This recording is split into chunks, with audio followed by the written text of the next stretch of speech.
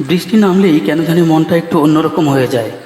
বিশেষ করে সেই বৃষ্টি যখন আকাশ জুড়ে ঘন কালো মেঘ, চারপাশে অন্ধকার হয়ে আসে, আর তারপর হঠাৎ শুরু হয় ঝুমঝুম বৃষ্টি। বাসার ছাদে উঠে দাঁড়ালে মনে হয় এই মুহূর্তটা শুধু নিজের জন্য। চারদিকে খোলা আকাশ, মেঘের ঘন ঘটা, দূরে গাছের পাতাগুলো বৃষ্টির ছন্দে দুলছে, আর মাথার উপর থেকে অবিরাম পানি ঝরছে। তখন আর ঘরে থাকতে ইচ্ছে করে না। ইচ্ছে করে ছাদে দাঁড়িয়ে বৃষ্টিতে ভিজতে। কোনো ছাতা থাকবে না, কোনো তাড়া থাকবে না, কোনো হিসাব থাকবে না, শুধু বৃষ্টি থাকবে, আর থাকবে নিজের সঙ্গে নিজের কিছুটা সময়। বৃষ্টির ফোঁটা যখন মাথায় এসে পড়ে, মুখ বেয়ে নেমে যায়, তখন কেমন একটা অদ্ভুত ভালো লাগা তৈরি হয়। মনে হয় অনেক দিন পর যেন মনটাও একটু ভিজে গেল। আমরা প্রতিদিন কত কিছু নিয়েই ব্যস্ত থাকি।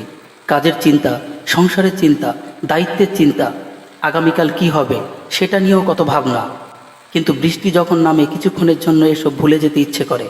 শুধু দাঁড়িয়ে দাঁড়িয়ে বৃষ্টি দেখতে ইচ্ছে করে, বৃষ্টির শব্দ শুনতে ইচ্ছে করে, ভেজা বাতাস বুক ভরে নিতে ইচ্ছে করে, আর কখনো কখনো নিজেকেও সেই বৃষ্টির কাছে ছেড়ে দিতে ইচ্ছে করে।